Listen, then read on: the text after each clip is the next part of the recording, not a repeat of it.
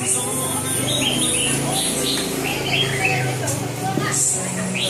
sao cái dòng này này, cái dòng chứ, dòng này này.